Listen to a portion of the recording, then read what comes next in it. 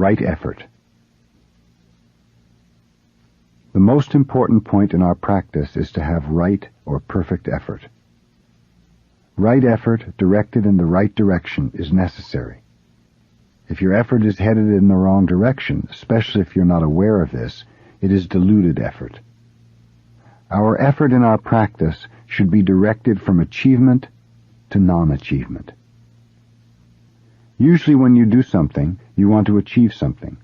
You attach to some result. From achievement to non-achievement means to be rid of the unnecessary and bad results of effort. If you do something in the spirit of non-achievement, there's a good quality in it. So just to do something without any particular effort is enough. When you make some special effort to achieve something, some excessive quality, some extra element is involved in it. You should get rid of excessive things. If your practice is good, without being aware of it, you will become proud of your practice. That pride is extra. What you do is good, but something more is added to it, so you should get rid of that something which is extra. This point is very, very important, but usually we are not subtle enough to realize it, and we go in the wrong direction. Because all of us are doing the same thing and making the same mistake, we do not realize it. So without realizing it, we are making many mistakes, and we create problems among us. This kind of bad effort is called being dharma-ridden, or practice-ridden. You are involved in some idea of practice or attainment, and you cannot get out of it. When you are involved in some dualistic idea, it means your practice is not pure. By purity, we do not mean to polish something, trying to make some impure thing pure. By purity, we just mean things as they are. When something is added, that is impure. When something becomes dualistic, that is not pure. If you think you will get something from practicing Zazen, already you are involved in impure practice. It is all right to say there is practice and there is enlightenment, but we should not be caught by the statement. You should not be tainted by it. When you practice Zazen, just practice Zazen. If enlightenment comes, it just comes. We should not attach to the attainment. The true quality of Zazen is always there, even if you're not aware of it. So forget all about what you think you may have gained from it. Just do it. The quality of Zazen will express itself. Then you will have it. People ask what it means to practice Zazen with no gaining idea. What kind of effort is necessary for that kind of practice? The answer is effort to get rid of something extra from our practice. If some extra idea comes, you should try to stop it. You should remain in pure practice. That's the point toward which our effort is directed. We say, to hear the sound of one hand clapping. Usually the sound of clapping is made with two hands, and we think that clapping with one hand makes no sound at all. But actually, one hand is sound.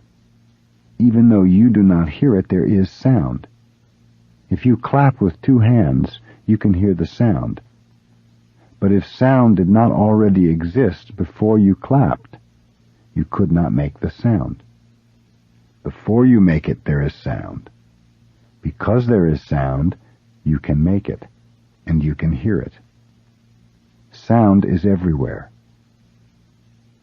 If you just practice it, there is sound. Do not try to listen to it. If you do not listen to it, the sound is all over. Because you try to hear it, sometimes there is sound and sometimes there is no sound. Do you understand?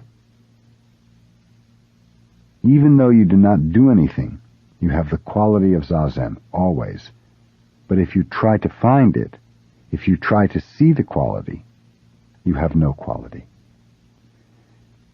You are living in this world as one individual. But before you take the form of a human being, you are already there, always there.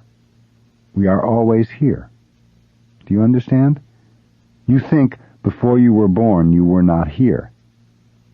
But how is it possible for you to appear in this world when there is no you? Because you are already there, you can appear in the world. Also, it is not possible for something to vanish which does not exist. Because something is there, something can vanish.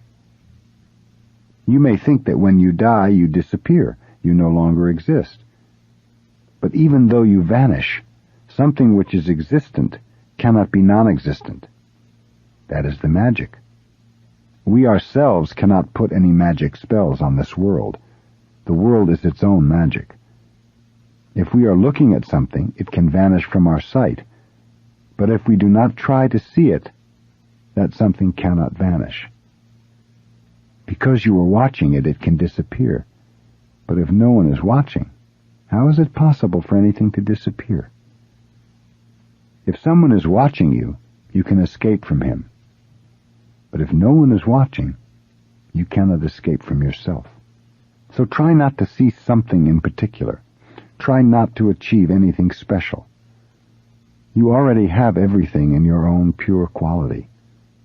If you understand this ultimate fact, there is no fear. There may be some difficulty, of course, but there is no fear. If people have difficulty without being aware of the difficulty, that is true difficulty. They may appear very confident. They may think they are making a big effort in the right direction, but without knowing it, what they do comes out of fear. Something may vanish for them. But if your effort is in the right direction, then there is no fear of losing anything.